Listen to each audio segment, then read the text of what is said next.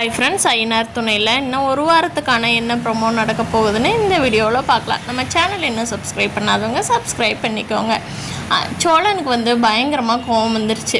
என் கூட இன்னும் வாழ ஆரம்பிக்காத நிலாவுக்கு கூட என் மேலே நம்பிக்கை என்ன நடந்துச்சுன்னு சொல்லுங்கன்னு கேட்குறா.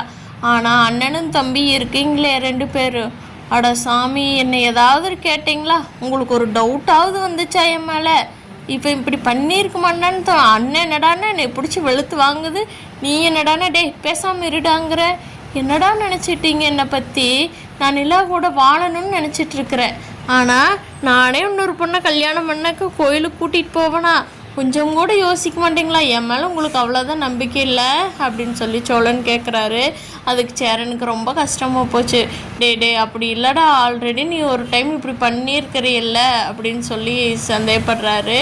அப்போது சோழன் சொல்கிறாரு, அது எப்போ? நிலா வர்றதுக்கு முன்னாடி, நிலாவை கல்யாணம் பண்ணுறதுக்கு முன்னாடி. இப்போ அப்படி பண்ணுறேன்னு என் கேரக்டர் நினச்சிட்டிங்க தானே அப்படிங்கிறாரு. பாண்டினாலையும் சேரனாலையும் சோழன்கிட்ட பதிலே சொல்ல முடியல.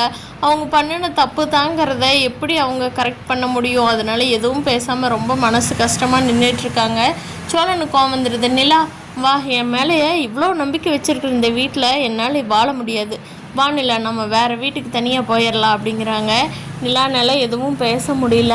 அப்போ சோழன் வா நிலா போகலாம் அப்படின்னு சொல்லிட்டு நிலாவோட கையை பிடிச்சி வெளியே இழுத்துக்கிட்டு போகிறாரு.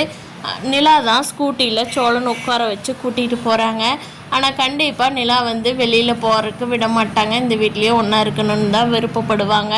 சோழன் கோபத்தில் பேசுகிறாரு. ஆனால் கண்டிப்பாக நிலா இந்த வீட்டை பிரித்து கூட்டிகிட்டு போகவே மாட்டாங்க. ஏன்னா நிலா அவ்வளோ நல்ல பொண்ணு. எல்லாரும் பறந்தடிச்சிட்டு ஃபோன் பண்ணுறப்ப 2 பேர்த்த ஃபோனும் சுவிட்ச் ஆஃப்னு வருது.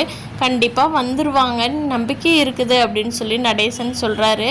அதுக்கு சேரனும் பண்ணியும், யோ நீ பார்த்தியா இல்லையா எப்படி சண்டை கட்டிக்கிட்டு போகிறான் சோழன்? வராமல் எங்காவது போயிட்டான்னா என்ன பண்ணுறது அப்படிங்கிறாங்க.